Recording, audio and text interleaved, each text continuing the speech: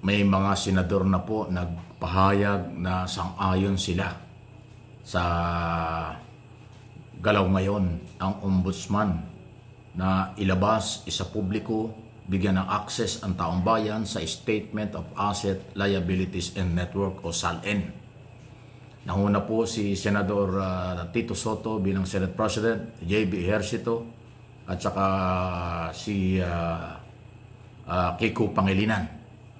Alam ko sa side ng oposisyon si Robin Padilla sumama na rin ata na pabor isa publiko ang SALN. Napakagandang galaw po nito. Okay? Kasi inumpisahan ng ombudsman baguhin yung policy ng nakaraang gobyerno na itinago sa publiko ang SALN ng mga government official. So hindi na po pwede yan. Nagpalabas na po ng memorandum si Ombudsman Remulla at open ang i-process, masilip ang mga opisyalis ng pamahalaang nasa ilalim o under ng Office of the Ombudsman tungkol sa SALN. Ang Senado at Kongreso kasi, ang SALN nila, sa kailang secretary nila ipapile. Senate Secretary at saka House of Representatives Secretary, doon nila ipapile ang SALN. Taon-taon po yan. At sa Kongreso po meron yung ilan na rin nagsalita na open sila. Yan ang magandang pagkakataon. Para po dun sa saradong isip, hindi nakakaintindi, na baka may pag-asa pang mabuksan ng kaisipan, ito yung kapaliwanagan dyan. Ang pagbabalita at isyo ng SALN, hindi ito paglilihis dun sa flood control scam na pinag-uusapan.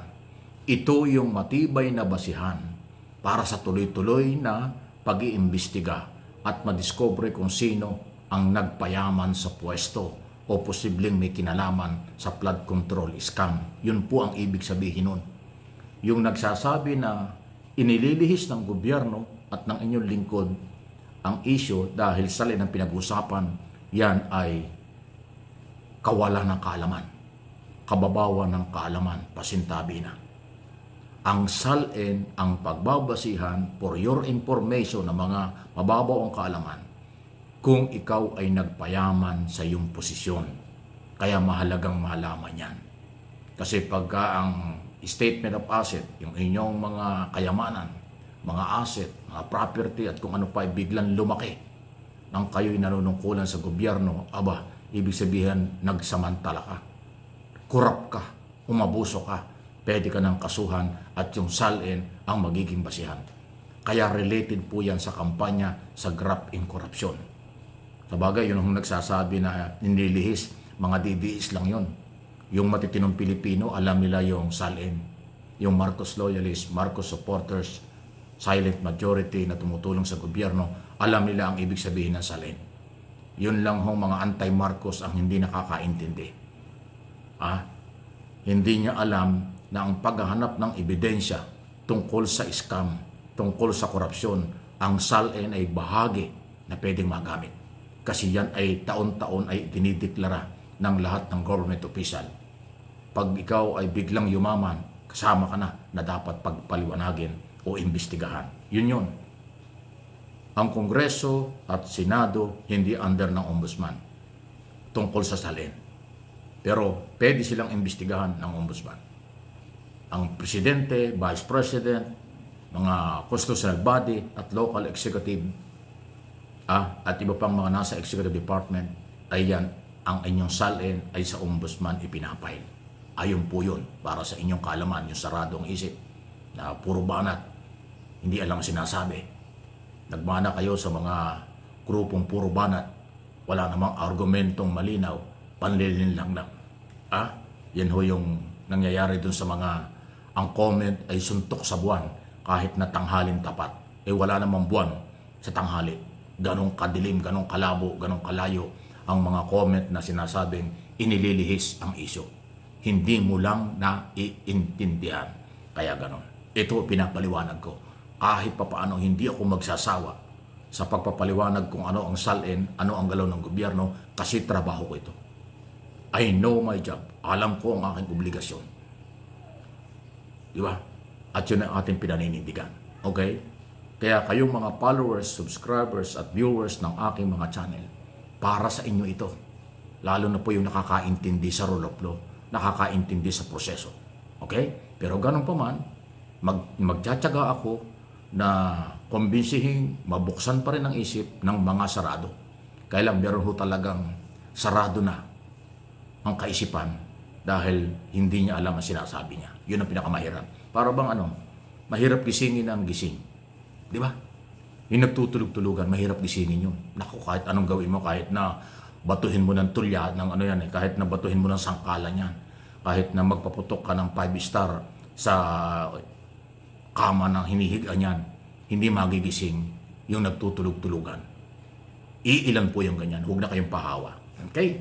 Samantala, ito pa yung isang magandang balita, At lahat pong kontrata ngayon, hindi lang flood control, kung hindi lahat ng kontrata ngayon, subject for investigation, nire-review na ni Secretary Vince Dizon ng DPWS. Kasama yan, bahagi ito ng paglilinis sa DPWS na pinakakurap o kurap na gobyerno, na ahensya ng gobyerno. Ito'y base sa utos ng Pangulo na linisin mo ang public works. So pumutok ang scam sa flood control at iba pang infrastructure, ngayon nire-review na lahat. Ito'y matapos ngayon bumagsak ang tulay sa Cagayan, bumagsak ang tulay sa Isabela, tapos itong pagbaha, ayan po. So walang pakialam si Secretary Dizon. Kahit sino pa ang kontraktor at sino pa ang proponent ng mga project, re-reviewin lahat. At pag minakitang kakaiba, ititigil yan. Kaya ngayon reblocking, yung mga hukay-hukay na matinong kalye, hinuhukay na naman, ipinagbawal na rin po. Nationwide, bahagi ng paglilinis sa Department of Public Works and Highway Robbery. Yan ang tawag ko dyan. Hindi na highway, Department of Public Works and Highway, Department of Public Works Highway Robbery. Pinagnakawan ng Pilipinas, pinagnakawan ng mga Pilipino sa halos 10 taon at maraming taon ng mga kontraktor, proponent ng project at mga engineer. Yan po ang description natin, kaya sinabi natin Department of Highway Robbery nang ginawa nila sa atin. Masakit pero yan ang katotohanan. Pero dahil nandyan si Pangulong Marcos, iniutos kay Dizon, suportahan natin ang paglilinis. Hindi kaya ni Dizon mag-isa yan. Suportahan natin, tuloy-tuloy ang sumbong sa Pangulo. Kahit libo-libo na nakakarating at nababasa ng Pangulo ang sumbong sa Pangulo. Nagugulat siya dahil napakarami nag-participate ng mga Pilipino. Isa pang magandang tip para ho sa inyong kaalaman. Kung mas maganda raw po, hindi lang kayo magsumbong sa Pangulo. Kung meron kayo nakikitang kalokohan dyan sa inyong mga lugar sa buong Pilipinas at may ebidensya kayo, idirekta na ninyo ang pagpapail ng kaso before Office of the Ombudsman.